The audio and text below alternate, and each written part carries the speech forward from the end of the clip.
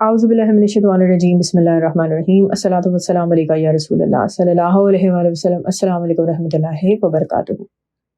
587 कबल मसीह यानी हज़रत ईसा अलैहिस्सलाम के आने से 587 साल पहले इराक के शहर बाबल वहाँ के बादशाह बख्त नसर ने बैतुल मुक़द्दस पर हमला किया था।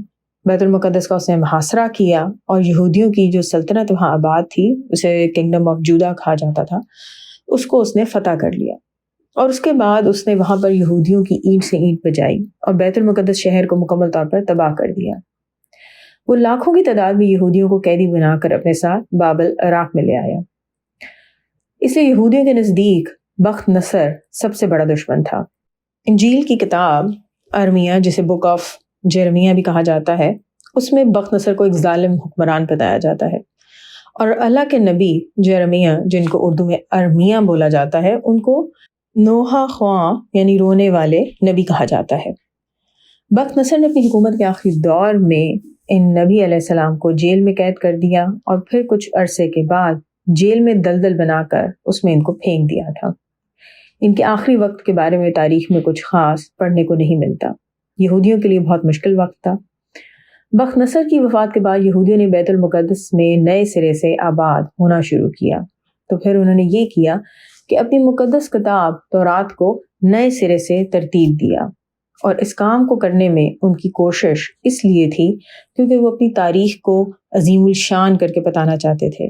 वो चाहते थे कि अपने आप को तमाम इंसानी नस्लों कौमों से बेहतर और आला साबित करें और लोगों को ये यकीन दिलाएं कि वो अल्लाह ताला की पसंदीदा और चुनी हुई कौम है।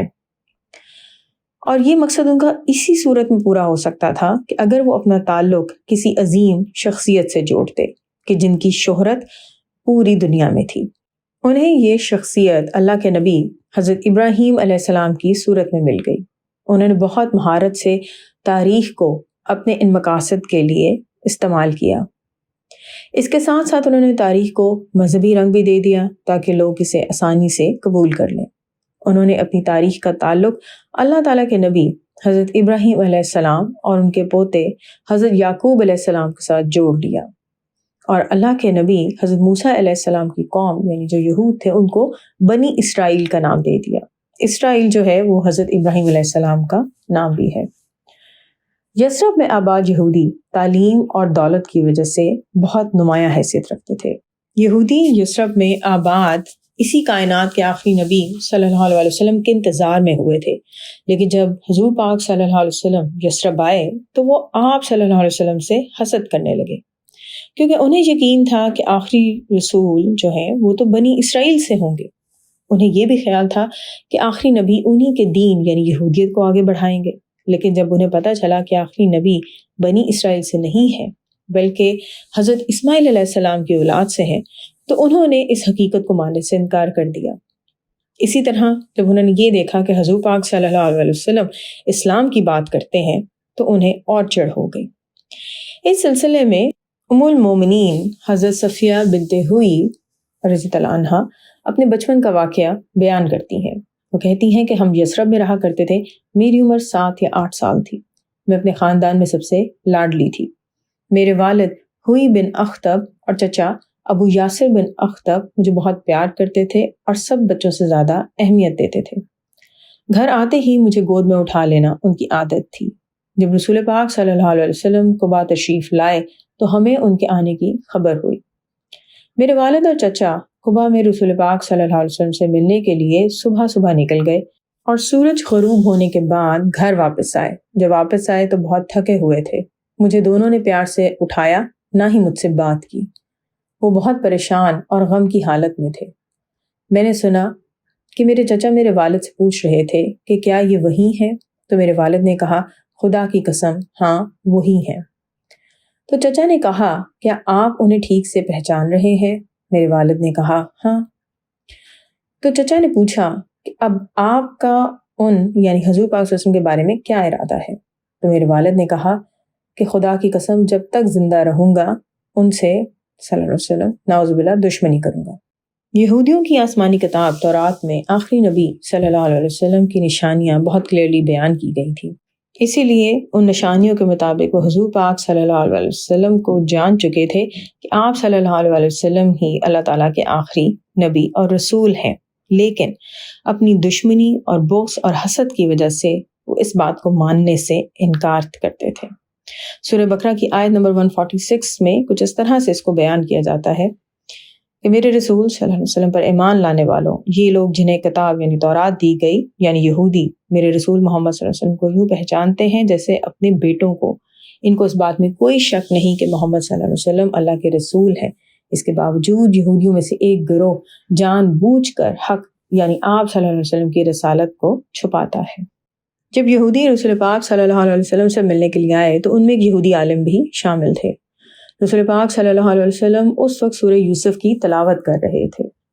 ان یہودی عالم نے جب یہ کلام سنا تو رسول پاک صلی اللہ علیہ وسلم سے پوچھا کہ یہ کلام آپ صلی اللہ علیہ وسلم کو کس نے سکھایا ہے؟ تو رسول پاک صلی اللہ علیہ وسلم نے جواب دیا کہ یہ کلام اللہ تعالیٰ نے وحی کے ذریعے مجھ پر نازل کیا ہے۔